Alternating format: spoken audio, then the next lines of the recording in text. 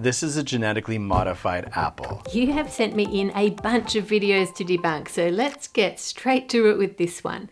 Alex asks, is this how genetically modified food works? I can't trust things anymore due to AI, so I don't know if this is real or not. Yep, an apple. It's been modified to grow in Florida year-round rather than just seasonally further north. It tastes exactly the same, and I'm all for increasing food production, but it gives me a creepy feeling. Like, should we be doing this? I don't know. What do you think? That video doesn't look real to me, but it also doesn't look like it was generated using AI. I agree there are a whole bunch of AI-generated fake videos going around on social media at the moment, and some of them are more realistic looking than others. But if I go to a free AI video generating website and ask it to make a video of an apple that has an orange peel on the outside instead of apple skin, it seems to struggle with the complexity of that prompt. I did try and rewrite multiple different prompts and it still did not get close to what we were after. And it can only generate 5-second low quality clips. I even ended up paying for the premium version, which can do 10-second clips, and the results speak for themselves. And this is supposed to be one of the best AI video generators that are available at the moment. So if it wasn't done using AI, how was the video made? Well, if I had to guess, I'd say they probably did it like this. To make this video, I just scooped the flesh out of an orange, added some glue to the outside skin of the apple, and put it inside and left it to dry. I know the orange looks whole, but if I turn it over, you can see that it's not. At the start of the clip, I rolled a whole orange onto the board and then paused and swapped it out and just added a cut in the video. So your mind assumes that what you're seeing is a whole orange. So if people are going to such great effort to make fake content, how do you know what's real? Well, one thing you can do is look up the channel name of the person who uploaded it. In this case, a quick Google search would have told you that the channel is a comedy channel, which is something that's a bit more obvious in their long form videos, but can be a bit lost on shorts if you're not familiar with the channel already. Next, Alina sent in this one.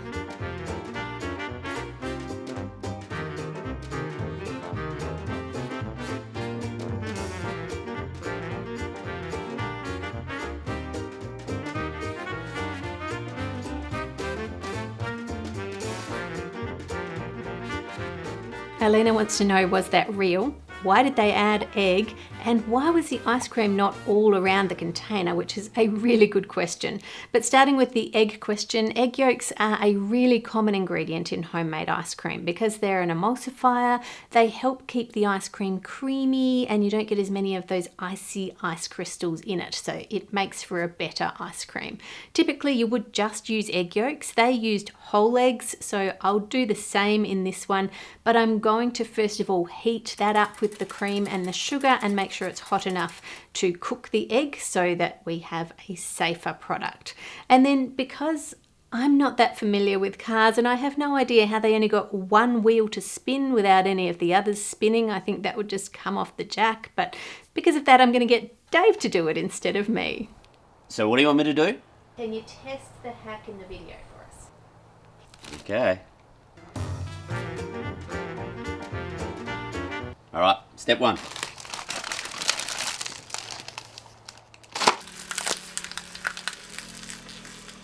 It's just squashed. Okay, next step. What? Why is he strapping it to his car wheel? That is ridiculous. The car will come off the jack, it'll smash into a fence. This is crazy. Imagine telling your insurance company, oh yeah, no, it's just an accident that happened while I was making ice cream with my car. Not doing it.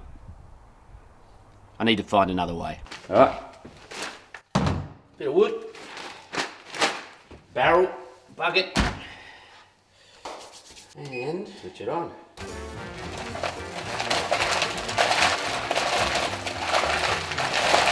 Voila.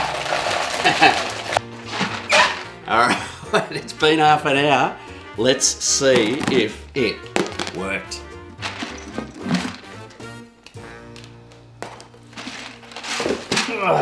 And get the lid off.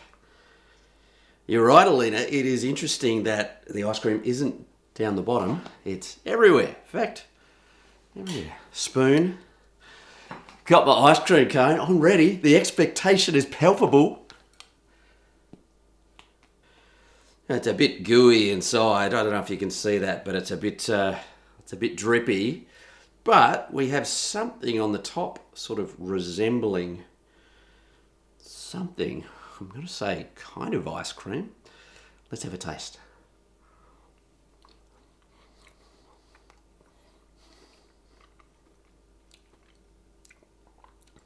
It's pretty good, actually. I surprised myself. Next, Beck sent in this one.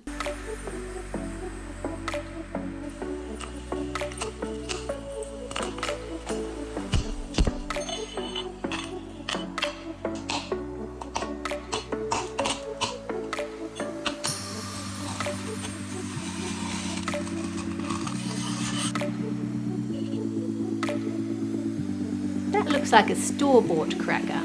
I'm fairly certain this is fake, but let's follow the recipe to see what actually happens.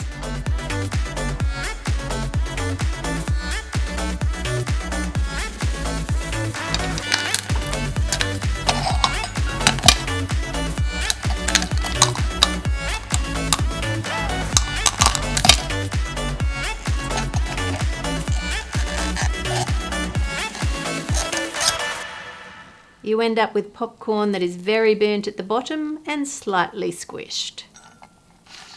Even if I get popcorn that's already been popped so it doesn't burn, and add a lid and then another ring so that we can apply more pressure, and I stand on it, which is not hygienic, I know, but I can then squash it into a cracker. Sort of.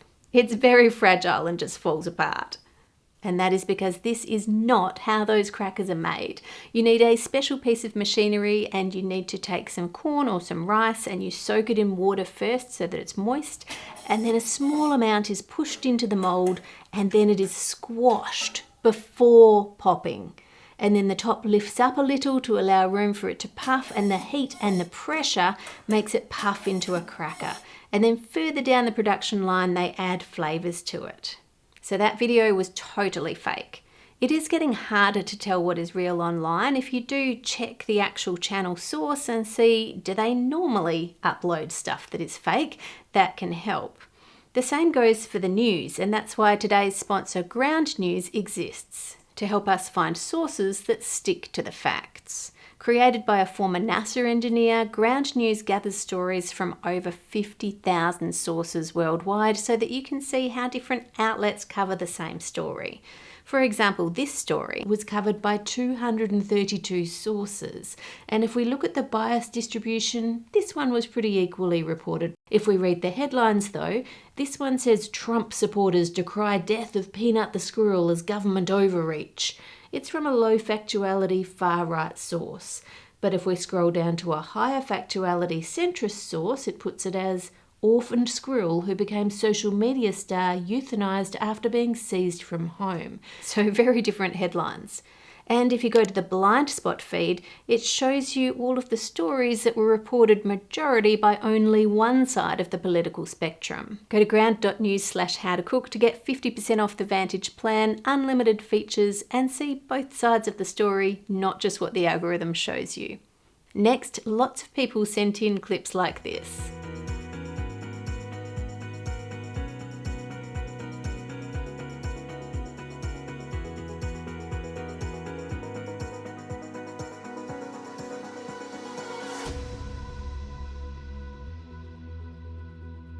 That is not how you make crackled glass. It is true that glass blowers do dunk hot glass into water in order to make it crackle, but then they put it back into the hot furnace and reheat it and put it back into a mold so that they can close all of the gaps so that it's strong and secure. Some flat crackled glass is made by having 3 layers of glass and shattering just the middle one. But dunking a hot wine glass into cold water is just going to end up with a brittle mess, or a broken glass, or maybe even injuries. These sort of videos come under rage bait. They do something dumb like this that I think even they know is not good, but they're doing it in order to get people's emotions and anger boiling so that people comment, and that higher engagement rate means that the videos get recommended more and get more views, and then because you get one with more views, other people copy that idea and they also get lots of views, and it's just this terrible cycle. On a more positive note, Dave and I are doing a meet and greet / authors talk at Knox Library very shortly, which is in Melbourne, Victoria, if you're not familiar with it. I'll put a link below with all the details. I love meeting you guys, so do come out. You do need to register. It's free, but there are limited places because it's a smaller venue, so make sure you register below for that one. Next, King of Cats wants to know, is this real?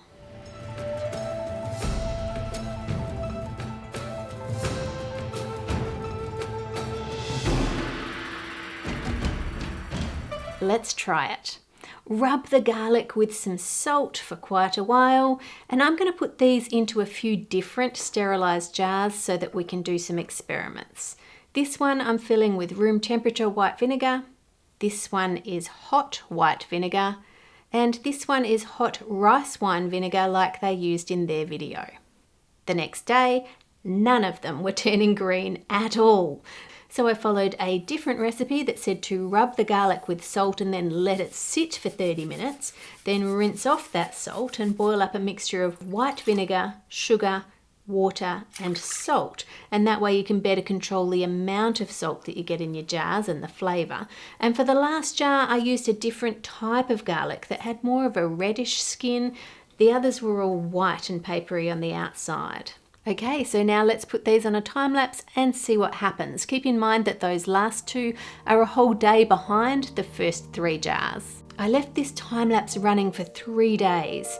The acid in the vinegar helps break down the cell walls in the garlic, releasing some of the amino acids, which then react to form blue and yellow pigments, which combine to give us the green colour that we see. From our experiment, the white vinegar seemed to be more effective than the rice wine vinegar, and some types of garlic seem to be less reactive than others, possibly due to the different amounts of amino acids in different types of garlic. But overall, this one is true, not fake. However, in their video, theirs did look a lot more bright green than mine came out, and that could be due again to different types of garlic, or maybe they left it for longer than they said they did, or perhaps they just upped the saturation on their video. Next, Naileen wants to know, please, please, pretty please, is this real? It sounds to me like you really want it to be real, so let's try it. 3 eggs, half a cup of milk, agave syrup, cinnamon, whisk it together, soak the rice paper in it, and then stack up 3 layers of rice paper, add chocolate and wrap it up like a present and pop that in the air fryer at 180°C until it's golden. Look at that. Break it in half and my chocolate is overcooked.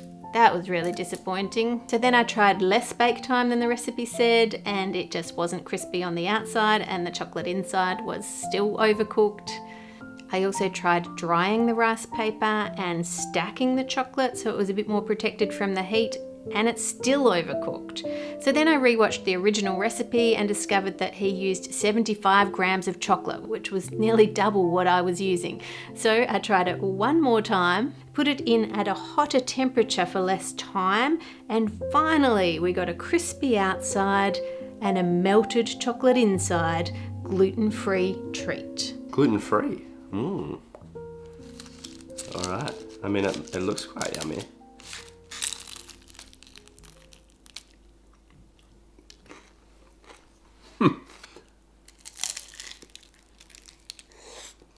Wow, going all over me. It's a bit like a spring roll, stuffed with chocolate.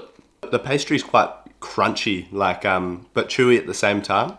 It was pretty good. I don't mind the crispy outside. I give it a thumbs up for sure. A chocolatey thumbs up. Next, one of my subscribers wants to know, why does coffee whip? This recipe was huge a few years ago during lockdown. So this whipped coffee stuff has been all over the internet. Everyone's doing it. Start by adding 2 tablespoons of instant coffee to a bowl, along with 2 tablespoons of sugar, and do 2 tablespoons of boiling water. And now we're just gonna beat this until it gets foamy. Cold, Dalgona coffee, Dalgona. What does Dalgona even mean?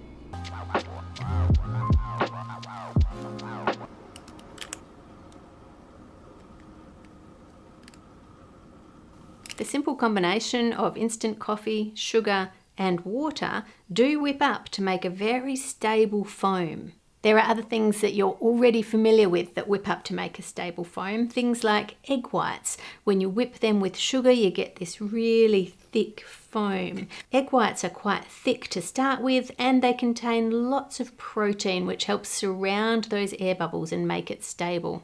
The liquid from a can of cannellini beans contains some of the same proteins that you find in egg whites, and that's why if you whip that with a beater, you will also get a foam. It's not quite as stable as the egg whites, but it whips pretty well. But most liquids like this apple juice are very thin and watery consistency and don't contain any protein, and if you whip them up, they might make frothy bubbles, but all those bubbles very quickly pop and the foam disappears. If you want it to last longer, you're going to need to add something to it that will stabilize those bubbles. For example, if I take some bloomed gelatin and melt that in the microwave with a little bit of the juice, and then add that gelatin into the apple juice and whip it up again, now you can see I'm getting a lot more bubbles than I did before, and this foam is much more stable.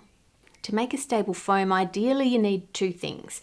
One, the liquid needs to be thick or viscous, a bit like the consistency of an egg white, and two, you need something to stabilise those bubbles and stop them from popping. Naturally, coffee contains some different gums, which when concentrated like they are in instant coffee, they do both of the functions that we need. They thicken the mixture and they stabilise the bubbles. Thanks to all our patrons. Make it a great week, and Anne will see you on Friday. In the meantime, go make yourself some treadmill ice cream.